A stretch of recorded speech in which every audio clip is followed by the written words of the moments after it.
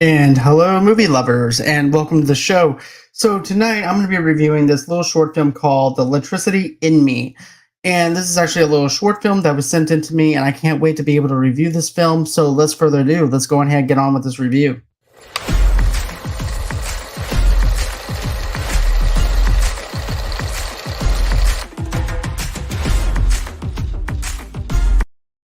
And hello, movie lovers. And like I said, tonight I'm going to be reviewing this little short film called The Electricity in Me. This is going to be a non spoiler review. And let me just give you a little bit of a synopsis of what this film's about. It takes place years after giving her newborn son for adoption. A woman confronts her trauma and memories of the man she calls a monster. So, what I like about this film is the fact that the electricity ends up opening with a series of mid shots and close ups shots from a video in the hospital and a long shot of a small paragraphs from the diary of Joanne Stockstill. The close up shot of the hand and extreme close shot of the woman without revealing the whole face is an interesting way to actually introduce the central character in the narrative to engage the audience, which is us. The content of the dramatic piece, The Electricity in Me, an offset setup of the combination of white, black, and brown color palette, the lighting, dialogue, sound, music, costumes, hair, and makeup elevate the subject matter of the film efficiently. So, what I want to say is this: I like the hair, I like the makeup because of the fact that you have this character. You're not sure how this character is actually going to be or anything like that either, because you're actually introduced to her for the very first time. And basically, what winds up happening is you see her, she picks up the phone. There's actually just a dial tone, and that's all you hear. And she works in this little small office space. It's like a very narrow office space set in the 1970s or 80s. And you wind up seeing her sitting down at her desk. Now, this is just a one piece movie set with the woman speaking a monologue. And this monologue is so deep that it will cut you with a sharp edged sword because of the fact of what this actress is able to do. And, the name of this actress is she's actually Joanne Stockstill. Stockstill actually plays Alora. And Alora is basically telling you a story of what it was like for her to give up her baby during this whole entire ordeal whenever it came down to her pregnancy. And then she goes into this other part where she goes into detail about how healthy the baby was. It was like looking through a fine tooth X-ray, and and looking through the hand of her newborn son, and then only to realize that she has to go on ahead and give this baby up, and it just breaks her heart. And I think women have a harder time of giving up a baby because of the fact that she's carrying this baby for 9 months. And yes, she did sign the adoption papers, but in the end, she has that connection, that human connection with that baby. And she also had to sign this paper stating that she would never look for this child, would never look for this baby, no matter what or anything like that. And it's easier said than done. She winds up signing it, but then she winds up saying within the dialogue itself, it was the whole entire narrative of the fact that, yeah, I signed the paperwork, but at the end of the day, it's hard for me to actually move on from that. And therefore, now I'm trying to find this child through my typewriter. And hopefully, this typewriter would actually bring that connection within me to be able to find my child that I gave up for adoption. And the pain, the agony of the fact that, this woman did this, and it just breaks my heart because the way that she's delivering these lines, you're just so sunk line and sinker into what she's saying. Also, too, she's sitting at the desk this whole entire time while she's speaking a monologue.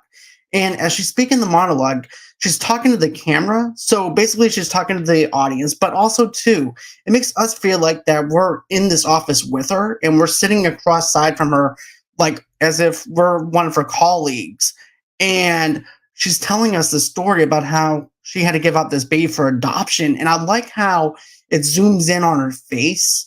And when it zooms in on her face, you can see the turmoil. You can see the hurt in her eyes. You can see her just hurting over the fact that she may not even get to see her child again. And this is one of those movies, the short films that I've been waiting to actually see.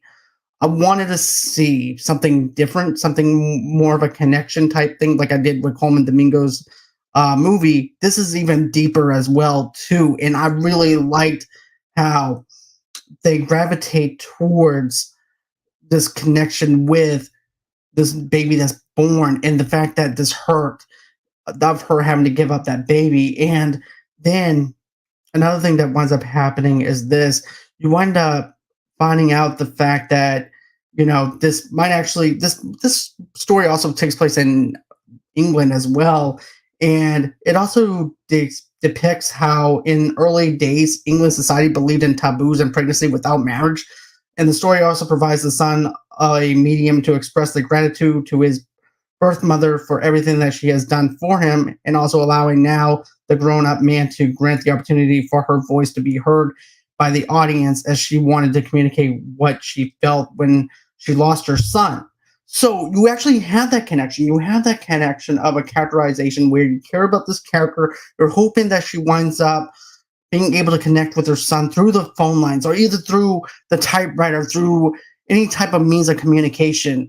And this woman did a fantastic job of playing this character, and it was very believable.